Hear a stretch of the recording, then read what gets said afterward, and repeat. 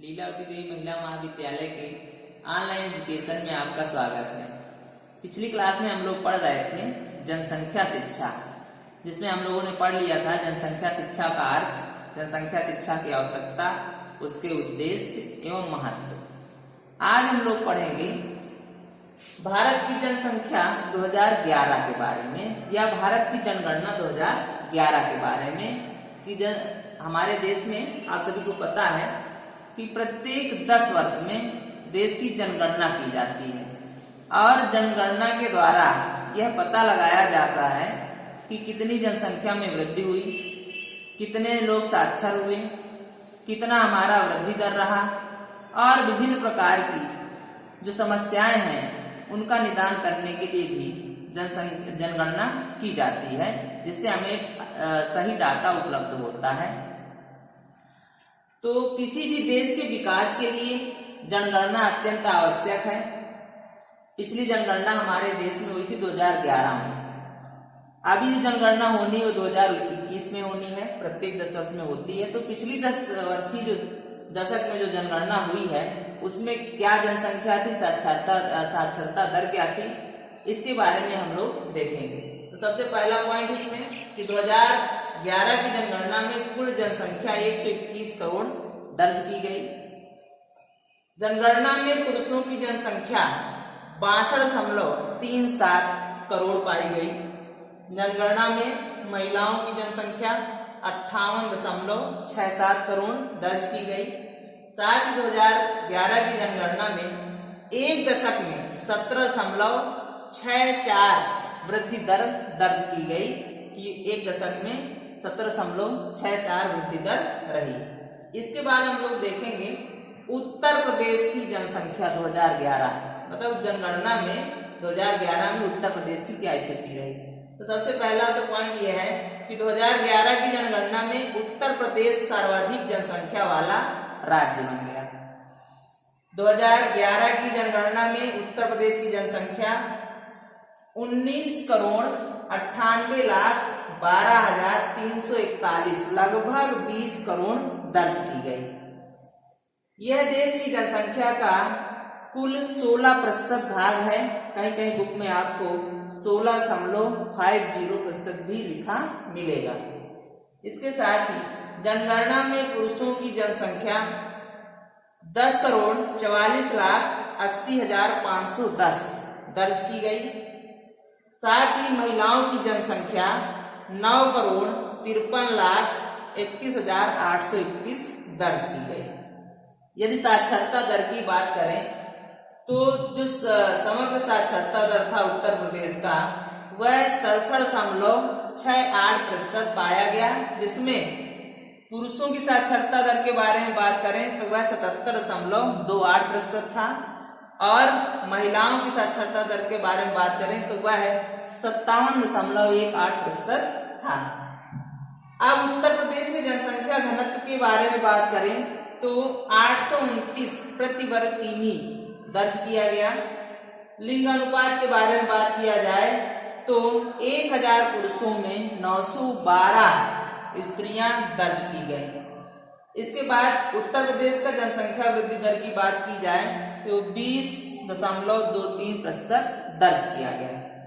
अब बात करें उत्तर प्रदेश के सबसे अधिक जनसंख्या वाले जिले के बारे में तो इलाहाबाद में सबसे अधिक जनसंख्या दर्ज की गई और महोबा में सबसे कम जनसंख्या दर्ज की गई। जनगणना के माध्यम से हमें यह जानकारी मिलती है कि वृद्धि दर कैसी रही, उसके साथ ही हमारा साक्षरता दर क्या रहा और लिंगानुपात कैसा रहा, साथ ही प्रति जनसंख्या घनत्व की क्या स्थिति है, आज जानकारी हमें इससे मिलती है।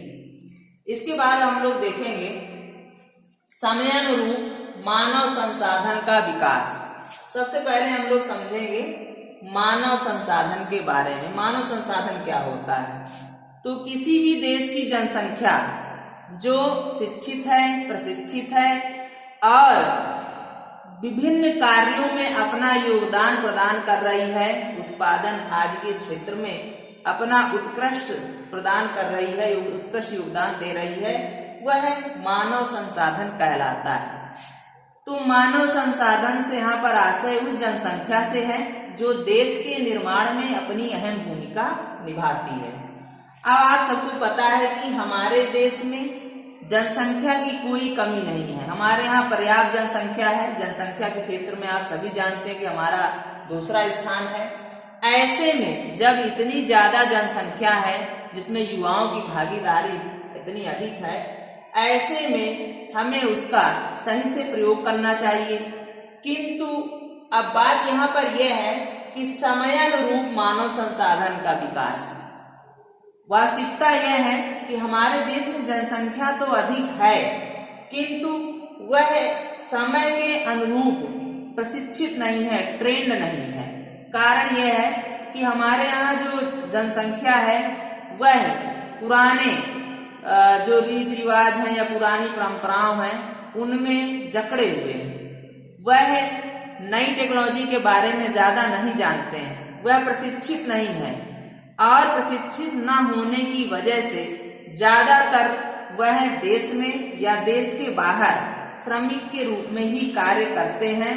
शिक्षित न होने की वजह से वह अपना विकास भी नहीं कर पाते हैं, जिससे देश का विकास भी नहीं हो पाता है। तो अब हमें समझना है कि हम मानव संसाधन का विकास कैसे करें। तो आप सभी जानते हैं कि वर्तमान समय में तकनीकी का समय है, औद्योगिकरण का समय है। ऐसे समय में हमें जो अपनी मानव शक्ति है या हमारी जो जनसंख्या है उसको सही से प्रशिक्षित करने की जरूरत है। साथ ही उन्हें अच्छी चिकित्सा सेवाएं उपलब्ध कराने की जरूरत है, जिससे एक अच्छे नागरिक का निर्माण हो सके और अच्छे नागरिक का निर्माण होने के साथ ही एक अच्छे राष्ट्र का निर्माण हो सके, क्योंकि अच्छे नागरिकों के द्वारा, कुशल नागरिकों के द्वारा ही किसी भी राष्ट्र का विकास संभव है। तो उसके लिए कि यदि हम मानव संसाधन का विकास करेंगे तो हमें उसके लिए उनमें कौन कौन से गुण होने चाहिए जिससे राष्ट्र का विकास हो सके, समाज का विकास हो सके और संपूर्ण मानव जाति का विकास संभव हो सके। तो सबसे पहला पॉइंट है सामाजिक भावना। सामाजिक भावना से आशय यह है कि जो भी हमारे देश के नागरिक हैं उनमें सामाजिक भावना पूरी तरह से भरी हो, मतलब वह सामाजिक भावना से ओतप्रोत हो। क्योंकि यदि मनुष्य केवल अपने बारे में सोचेगा, अपने विकास के बारे में सोचेगा, तो वह समाज का भला नहीं कर पाएगा और केवल एक व्यक्ति के विकास से अच्छे समाज का निर्माण भी नहीं हो पाएगा। ऐसे में एक आदर्श नागरिक में सामाजिक भावना का होना अत्यंत आवश्यक है। इसके बाद है विवेक। आदर्श नागरिक में या हमारे देश के नागरिक में सबसे पहले बुद्धिमत्ता की आवश्यकता है, विवेक की आवश्यकता है।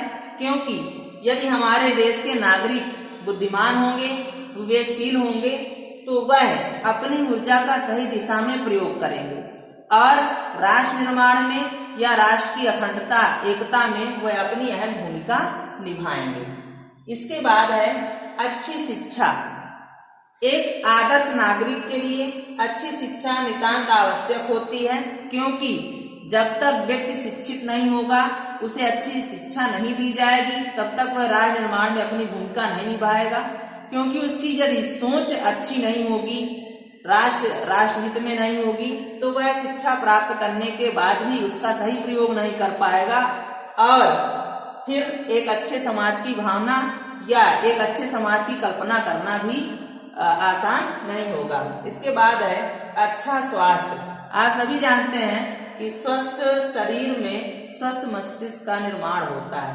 ऐसे में हमारे यहाँ जनसंख्या तो अधिक है, किंतु उनका स्वास्थ्य अच्छा नहीं है। ज्यादातर युवा जो विभिन्न प्रकार के नशे में लिप्त हैं, उनका स्वास्थ्य अच्छा नहीं है।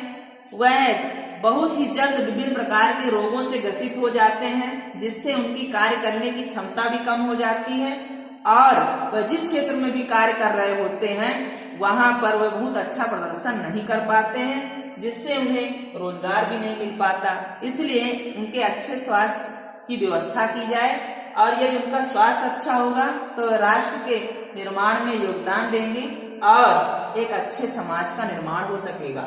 इसके बाद है उदात्त विचार एवं आत्म संयम। उदात्त विचार से आशय यह है कि एक अच्छे देश के नागरिकों के लिए सबसे पहले जरूरी है कि उनका विचार उदारवादी हो, वह एक दूसरे के बारे में अच्छा सोचें, एक दूसरे की सहायता और सहयोग में अपनी अहम भूमिका निभाएं। साथ ही आत्म संयम, वह अपने ऊपर संयम रखे, क्योंकि यदि व्यक्ति स्वयं पर संयम नहीं रखता है तो उससे अनायास विभिन्न प्रकार की गलतियां हो जाती हैं, जिससे समाज में कलह और विभिन्न प्रकार की समस्याएं उत्पन्न होती हैं। इसके लिए उसे उदार विचार एवं आत्म संयम की जरूरत है। इसके बाद है परोपकार और सेवा की भावना। हमारे जो नागरिक हों उनमें परोपकार और सेवा की भावना बहुत ही जरूरी है, क्योंकि किसी भी राष्ट्र के निर्माण में जब तक परोपकार की भावना नहीं होगी, साथ ही सेवा की भावना नहीं होगी, तब तक एक अच्छे समाज के निर्माण की बात नहीं की जा सकती है। जनसंख्या शिक्षा द्वारा हमें परोपकार और सेवा की भावना के क्षेत्र में विकास के अवसर मिलते हैं, जिससे हम मानव संसाधन का अत्यधिक विकास कर सकते हैं। इसके बाद है राष्ट्र के प्रति भक्ति। जनसंख्या शिक्षा द्वारा हम अपने देश के नागरिकों को राष्ट्र के प्रति जागरूक बना सकते हैं। उन्हें हम बता सकते हैं कि यह हमारा देश किस प्रकार से हमारे लिए बहुत ही हम कितने भाग्यशाली हैं कि हमारा जन्म इस मिट्टी पे हुआ है, और किस प्रकार से हमें अपने देश की हिफाजत करनी है, किस प्रकार से हमें अपने देश का विकास करना है, और किस प्रकार से हम अपने देश के विकास में अपनी भागीदारी निभा सकते हैं। यह जनसंख्या शिक्षा के द्वारा हम लोगों के विचार में इस तरह से हम परिवर्तन ला सकते हैं। इसके बाद है मताधिकार का उचित प्रयोग। आप सभी जानते हैं कि हमारे देश में 18 वर्ष की उम्र से ही मत देने का अधिकार प्राप्त है। यदि हम 18 साल के हो जाते हैं तो हम अपने मत का प्रयोग कर सकते हैं। जनसंख्या शिक्षा के द्वारा हम मत का उचित प्रयोग करना सीखते हैं, और मानव संसाधन के रूप में हम मत का सही प्रयोग करके राष्ट्र के निर्माण में अपनी अहम भूमिका निभाते हैं। क्योंकि यदि हमें अपने मत का सही प्रयोग करना नहीं आएगा तो हम राष्ट्र निर्माण के क्षेत्र में भी पीछे रह जाएंगे, और अपने समाज में भी हम कुछ अच्छा प्रदर्शन नहीं कर पाएंगे। इसलिए हमें जरूरी है कि हम मत का उचित प्रयोग करें। इसके बाद है शिष्ट व्यवहार एवं अच्छी आदतें। हम जिस भी समाज में रहते हैं वहां पे हमें शिष्ट व्यवहार करने की जरूरत होती है। अपने पास पड़ोस समाज में अपने से बड़ों से हमें अच्छा व्यवहार करना चाहिए। दूसरे लोग भी हमसे उम्मीद करते हैं कि हम उनके साथ अच्छा व्यवहार करें। साथ ही जो हमारी आदतें हैं वह भी अच्छी होनी चाहिए, समाज के अनुकूल होनी चाहिए, राष्ट्र के अनुकूल होनी चाहिए, जिससे इस राष्ट्र का और समाज का विकास हो सके।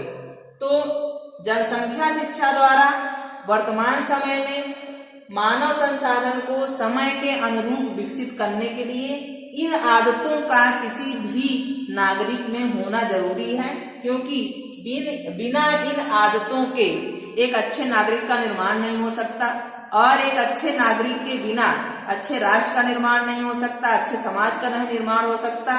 और जब अच्छे नागरिक नहीं होंगे, कुशल नागरिक नहीं होंगे, तो राष्ट्र का विकास भी संभव नहीं है। तो अब हम इसके माध्यम से हम ये देख रहे हैं कि किस प्रकार से जनसंख्या शिक्षा हमारे समाज की उन्नति में सहायक है। तो आज के लिए इतना ही। अगली क्लास में हम लोग पढ़ेंगे जातिवाद, अलगाववाद। आज के लिए इतना ही। धन्यवाद।